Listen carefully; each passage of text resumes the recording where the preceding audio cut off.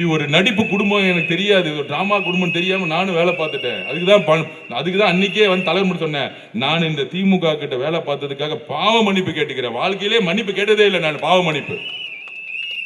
அப்ப நம்ம பிரேமலதா அக்கா மாதிரி அங்க போயே அங்க அடிக்கிறாங்கல்ல.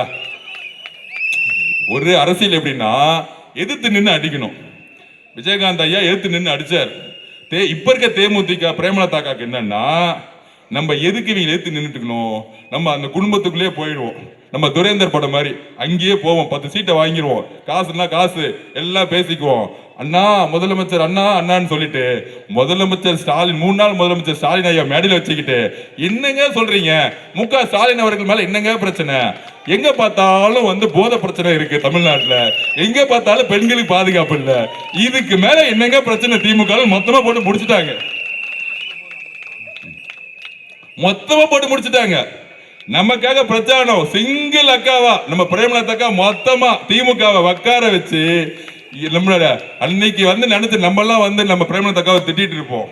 என்ன இப்படி சேர்ந்துட்டாரு, நம்ம விஜயகாந்தனுடைய ஆத்மா சாந்தி அடையாது அப்படின்னு நினைச்சிருந்தோம்.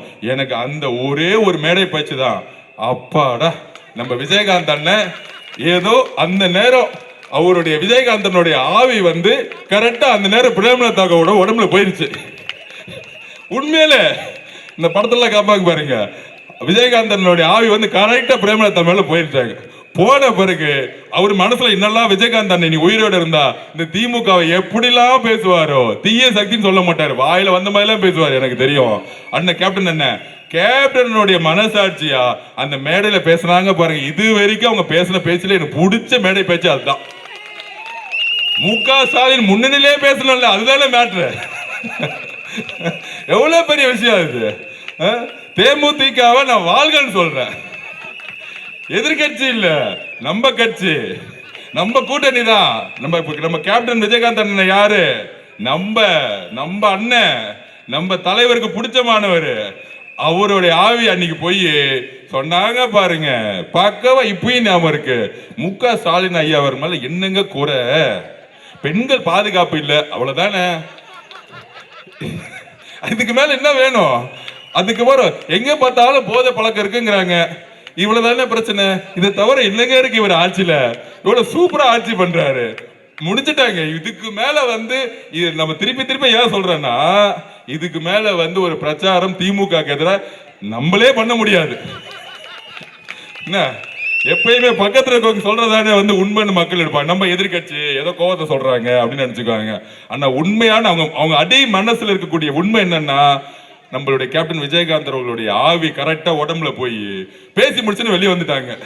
அடுத்த நாள் காலையில அந்த ஊடகங்களை வந்தவொடனே பிரேமலதா அக்காக்கே புரியல, நான் அப்படியா பேசுனேன்னு திருப்பி வந்து அடிக்கிறாங்க. அப்படி அடிச்சுட்டு எங்க முதலமைச்சர் ஸ்டாலின் வந்தா திருப்பி அவர் வருவாரு, வந்த பிறகு திருப்பி மக்கள் பெண்கள் பாதுகாப்புக்கு நடக்காது, திருப்பி கஞ்சா சேல்ஸ் இருக்கும், அதனால நீங்க பார்த்து ஓட்டு போடுங்கன்னு சொல்லிட்டு முடிச்சுட்டாங்க. அதனால எதிர்கட்சிகள் இது எப்படி இருக்குன்னா காணாம போயிடுச்சு. நம்ம திருமான பாவம் ஓட்டுக்கு எது காட்டுமன்னார் கோயில நிக்கணும்னு தான் சொன்னார், அதுக்குள்ள பயம் வந்துருச்சு. ஐயோ உதயநிதி அவர்களுக்கு எதிரியா வந்துருவாரு. இவங்க என்னன்னா சட்டசபையில திருப்பி திமுக ஜெயிச்சிருன்னு முடிவு பண்ணிட்டாங்க. யாருமே அறிவாளி உள்ளவே இருக்க கூடாது, தாவைக்கெல்லாம் வந்து ஒரு எம்எல்ஏ வரமாட்டாங்க, அதுல குறிப்பா ஆதவர்ஜனா விஜய் அண்ணன்லாம் வரவே கூடாது, அது 10,000 ஓட்டு கொடுத்துடலான்னு ஏதோ முடிவு பண்ணிட்டாங்க. அதுக்கப்புறம் திருமான திடீர்னு ஒரு பேட்டி கொடுத்துட்டாரு. அவருக்கும் அன்னைக்கு ஒரு மைண்ட் வாய்ஸ் சொல்லுவாங்கல்ல, அந்த மைண்ட் வாய்ஸ் சொல்லிருச்சு. திடீர்னு பேட்டி கொடுத்தாரு. என்ன பேட்டி கொடுத்தாரு தெரியுமா? ஜூம் மீட்டிங்ல 26க்கு அப்புறம் தேர்தல் களம் மாறப்போகுதுன்னா என்ன, திமுகவுக்கு மெஜாரிட்டி கிடைக்காது, அவங்க ஜெயிக்க மாட்டாங்க, அதனால நான் மாநில அரசியலுக்கு வரேன்னு சொல்லிட்டாரு. அவர் உண்மையா சொல்லிட்டாரு. அடுத்த துரேந்தர் 2 தான் நம்ம அண்ணன் திரும்ப அண்ணன். உடனே முக ஸ்டாலின் பார்த்துட்டு ஐயோ நீங்க உள்ள வந்துட்டீங்கன்னா நீங்க பேசுறப்ப, ஏன்னா திரும்ப அண்ணன் மிகப்பெரிய அறிவாளி, புரட்சியாளர் அம்பேத்கருடைய ஒரு ஃபாலோவர் தெரியும், அவர் ஒரு ஆசான், அதுல நமக்கு எந்த கருத்து. இவர் ஒருவேளை சட்டசபைக்குள்ள போயிட்டா திடீர்னு நம்ம பிள்ளைய முதலமைச்சர் ஆகும் போது திடீர்னு திருமான கொஸ்டின் கேட்டா என் பிள்ளைக்கு ஒண்ணுமே தெரியாது முக ஸ்டாலின் அவருக்கு அப்படின்னு அவங்க பாருங்க என்னெல்லாம் கனவு காண்றாங்க பாருங்க. உடனே திருமானனை கூப்பிட்டு நீங்க வந்து போய் நேரா டெல்லியில உட்காந்து அங்கேயே அரசியல் பண்ணுங்க, இந்த பக்கம் வராதீங்கன்னு சொல்லிட்டு கடைசியில அவருமே எம்எல்ஏ ஆகல. அப்ப எந்த அளவுக்கு இவங்க கூட்டணி. அப்புறம் இன்னொன்னு சொல்லி முடிச்சிடறேன், ஒரு நிமிஷம் தான் இருக்கு. நம்ம ராகுல் காந்தி ஐயா வந்தாரு பாருங்க, இந்த திமுக பக்கம் திரும்பவே இல்லை. முக ஸ்டாலின் பக்கம் அவர் வந்து வடக்குல இருந்தாருன்னா இவர் வந்து சவுத்துல பிரச்சாரம் பண்ணிட்டு இருக்காரு. பக்காவா முடிவு பண்ணிட்டாரு. அவர் அடுத்த துறைந்தாரு உள்ள கூலே இருந்துட்டு என்ன பண்ணிட்டாங்க, 21ல முக ஸ்டாலின் அவர்களும் ராகுல் காந்தி அவர்களும் எல்லாரும் நின்று மேடை பிடிச்சி கையெல்லாம் தூக்குனாங்கல்ல. இப்ப பாருங்க, ராகுல் காந்தி ஐயா முக ஸ்டாலின் பக்கமே போவே இல்லை. ஏன்னா அவர் மத சார்பற்ற கொள்கையில் உறுதியா இருக்காரு. இன்னொன்னு, ஊழலற்ற நேர்மையான ஆட்சின்னு கொள்கையில் உறுதியா இருக்கிறாரு. இந்த குடும்பம் ஊழலையும் தன்னுடைய மகன் அரசியலே தெரியாம முதலமைச்சர் குறிக்கோள் தெரிஞ்சுக்கிட்டு, சரி எங்க அம்மா சொல்லிட்டாங்க, அதனால வந்து இந்த கூட்டணி போயிருச்சு, ஒரு பேருக்கு நான் வந்து முடிச்சிட்டு போறேன் அப்படின்னு சொல்லிட்டு இந்த முக ஸ்டாலின் இவங்களோட நான் வந்து பிரச்சாரம் பண்ண மாட்டேன். காங்கிரஸ் தொண்டர்களே, நீங்க உங்களுடைய எல்லா ஓட்டும் டிவி கேக்கு போட்டுருங்க.